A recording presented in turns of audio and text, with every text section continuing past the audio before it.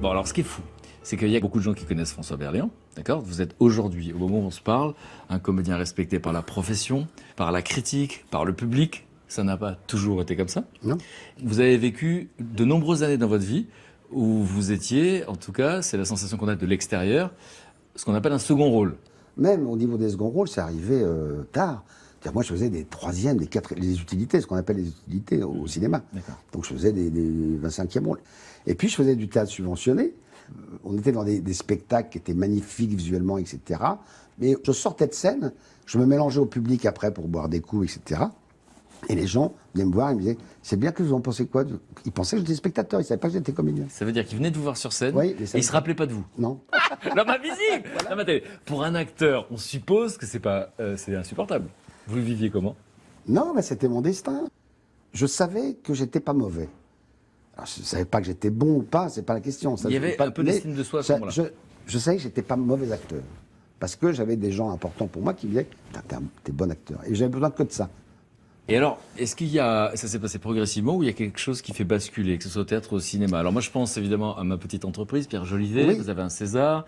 Je pense à Guillaume Canet, qui est un gamin à ce moment-là comme réalisateur, Oui, tout à fait, et qui oui. vous donne votre Ouais. premier rôle au cinéma. C'est à ce moment-là que ça se passe, la bascule? Ouais, ça se fait progressivement. En fin de compte, je sors du théâtre subventionné pour faire du théâtre privé. Je rencontre Nicole Garcia, avec qui je vais avoir un compagnonnage assez long.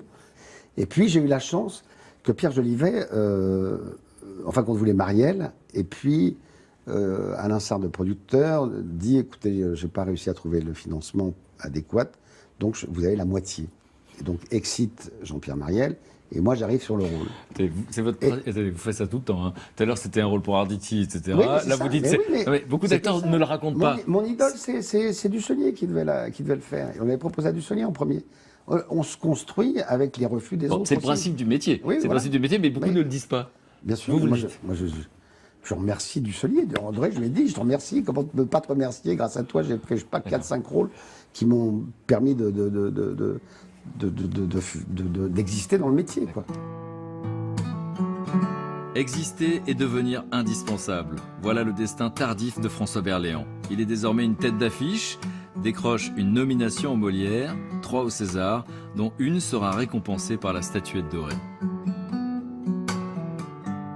Comment vous vivez cette période où vous avez des rôles au théâtre, au cinéma, des rôles intéressants, des rôles qui sont vus par le public? C'est-à-dire qu'en plus vous avez la critique et le public, comme on dit. Oui, C'est très rare dans ce métier. C'est où on a la critique, où on a le public. Vous Oui. avez les deux. Vous le vivez bien? Vous avez ce qu'on appelle le bonheur anxieux? Alors je le vis bien, parce que moi, on vit ça. Enfin, moi, j'ai plutôt tendance à vivre au jour le jour, mais je ne suis pas dupe. Moi, je suis toujours resté ami avec les premiers, donc je sais combien c'est difficile pour eux, donc je sais ce que j'ai comme chance, parce que moi, je connais un nombre de comédiens, au moins une trentaine, qui ont autant de talent que moi, si ce n'est plus, mais qui n'ont pas eu la chance d'avoir un rôle au cinéma. Je me suis toujours posé la question. Mais vraiment, en tant que spectateur, quand je voyais des gens jouer des méchants, donc on voit bien que vous l'êtes pas, bon, ça donne du travail, on est d'accord, et il paraît que c'est jubilatoire pour un acteur. Ouais, mais très. la question, c'est, on n'est pas vexé au début qu'on nous propose que des rôles de salauds? Alors, bah non, parce que ce sont les rôles les plus marrants, quoi, à faire. Oui, donc on a besoin d'un salaud, Oui, d'un ça. pervers, d'un Oui, oui. lâche. Oui, oui. On a pensé à toi. Oui, oui. C'est ma qualité. Ma qualité, c'est d'être lâche. Je le suis dans la vie. Je suis lâche. Moi, je peux gueuler en bagnole. Ouais, ok, salopard. Et puis le mec descend. Il fait, ah non, c'est pas moi, c'est le mec. Voilà, moi, je suis comme ça. C'est affreux. Donc moi, Non, mais lâche, bon, on l'est tous. Mais salaud, j'y crois pas une seconde.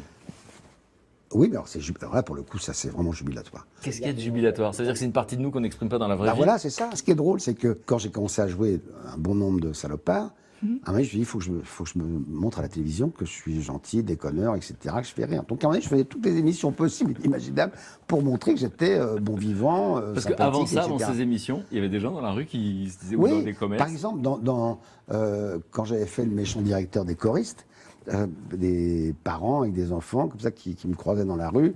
Et puis, je me souviens d'une fois, il y a un môme qui pleurait. Qui dit, dis donc, tu vas finir, oui, hein? Ou tu vas aller dans l'école du monsieur, là? Je dis, mais pourquoi vous lui dites ça? C'est pas bien. Enfin, elle n'existe pas, cette école.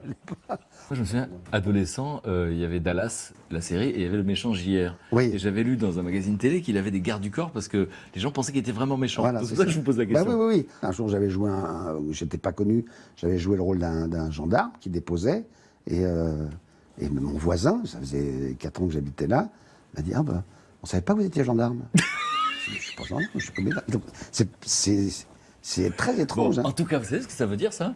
Ça veut dire que les gens, finalement, vous voient, vous êtes visible, vous n'êtes plus invisible, Oui. vous êtes visible, mais au fond, on ne sait pas qui vous êtes. Ah, moi non plus, je ne sais même pas qui je suis. Vous ne savez pas qui vous êtes? Je crois pas. Franchement, je ne crois pas.